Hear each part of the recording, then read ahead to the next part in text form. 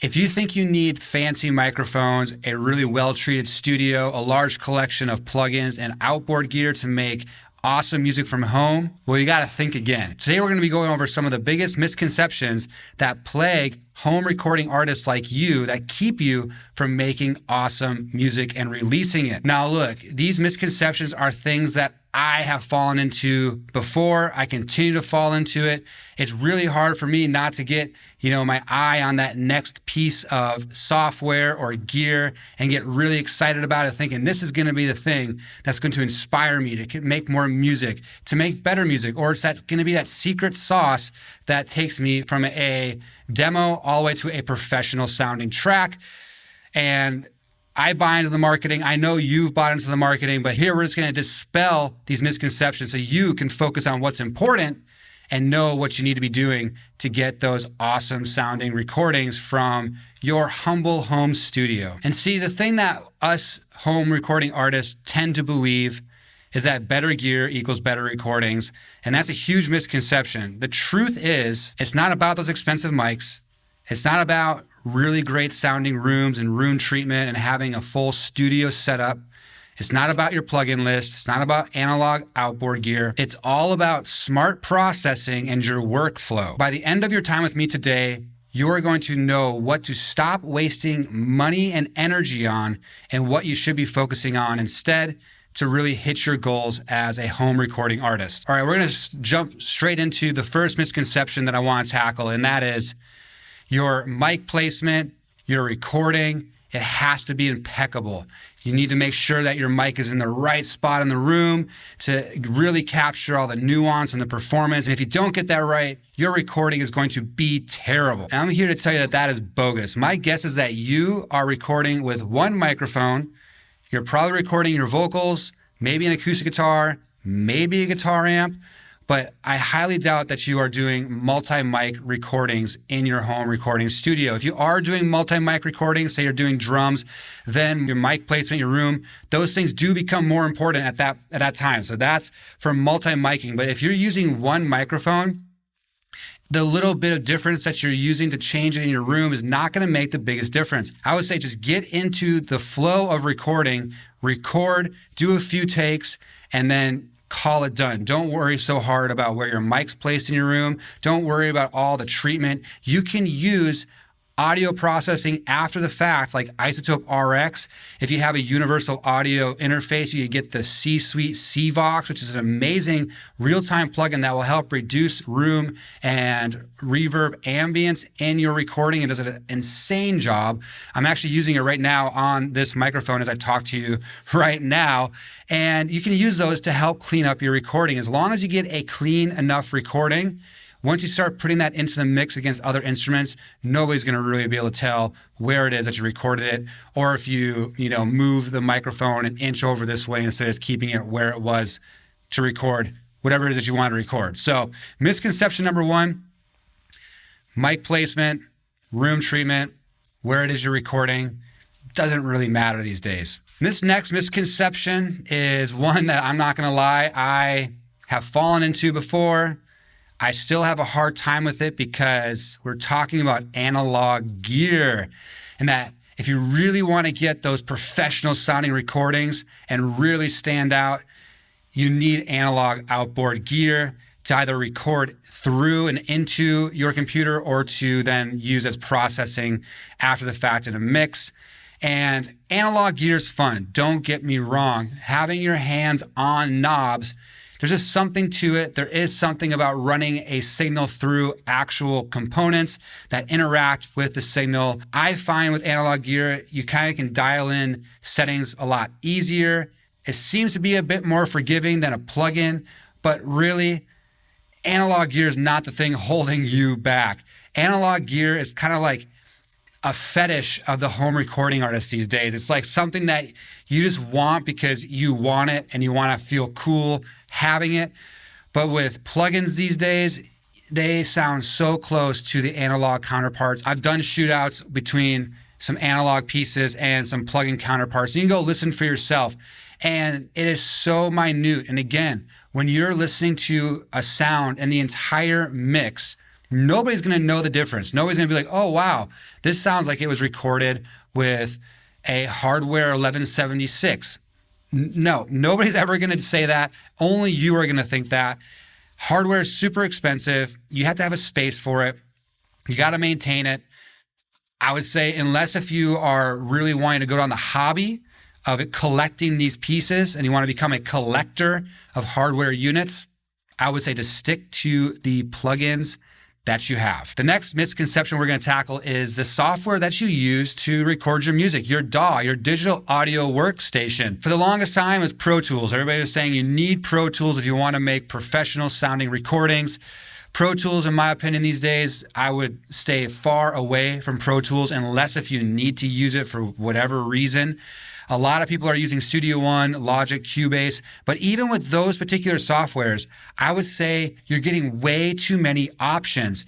When you go in there, you have so many options that it can get overwhelming and it can actually stop you from making music.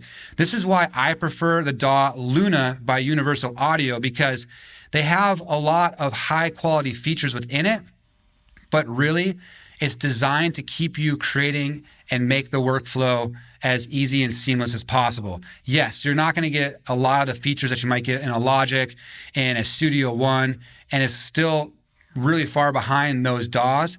But for recording music and getting work done, I find that the less features means the less distraction.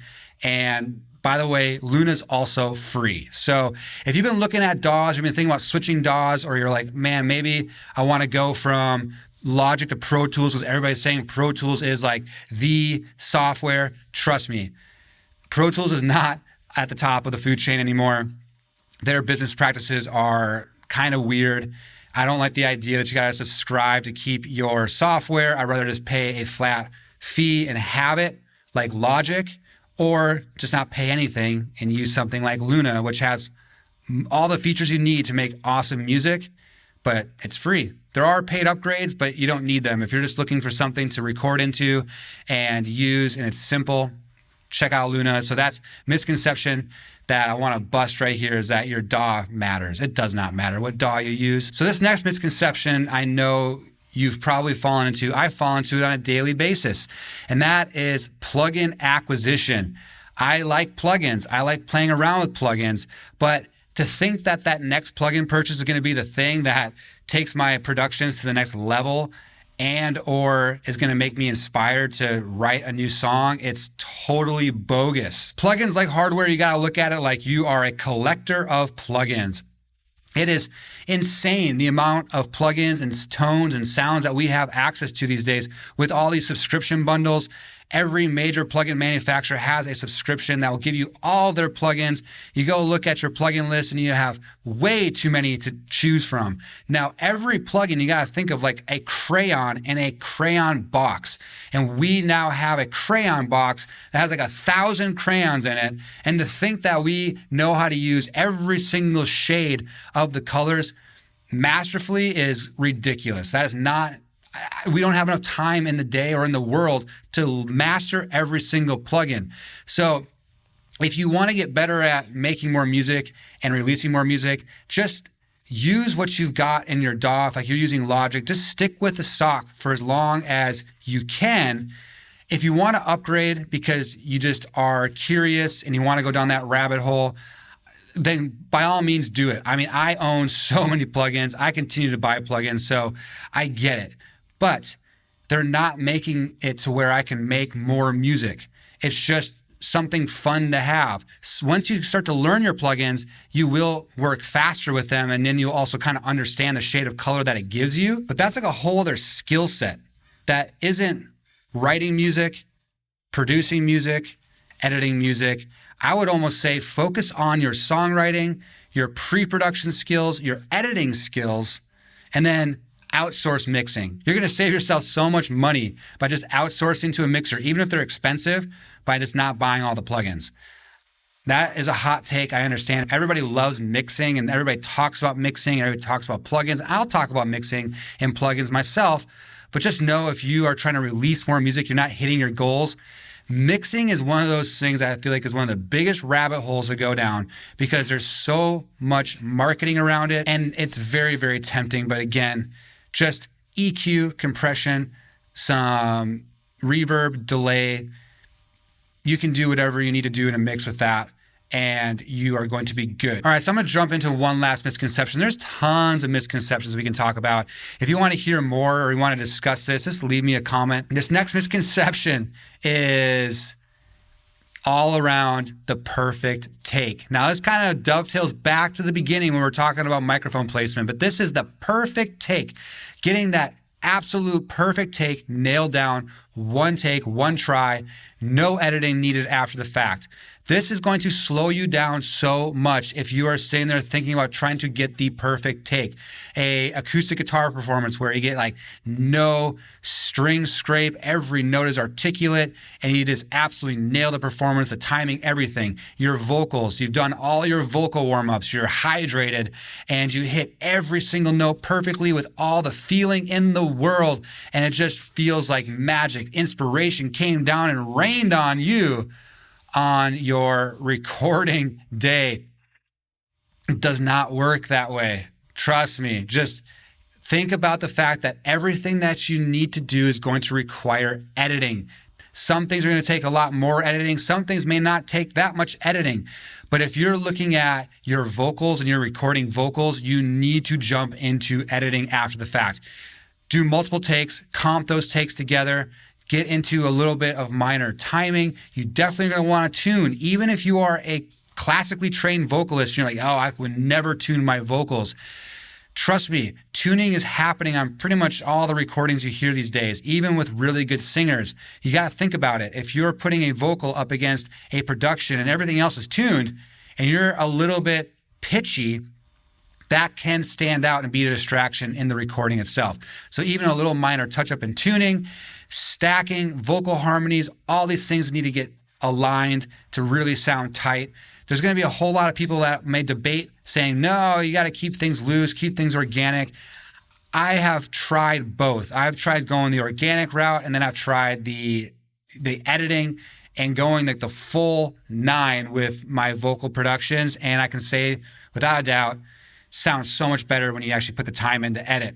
Now, you may be on the other side of the fence of this. You may be like, oh, auto-tune's bad, Melodyne's bad. I would never do that to my vocals. Well, I would like to ask you, are you getting the results you want with your recordings? Are you sharing with people? Are they loving it? Are they listening to it? Are they wanting more of it? Are you feeling confident with it? When you hear it back, are you like, yes, this is the best that it could possibly be? If you're watching this video, my guess is that you probably aren't hitting your goals or where you think you should be, or getting the music to come out of the speakers the way that you know it should in your head. Now, if you're looking for help with vocal production, because I think vocal production, vocal editing is the most important part of the entire production process, well, I can help you with that. If you go into the description below, you'll see a link to my website, Song Production Pros.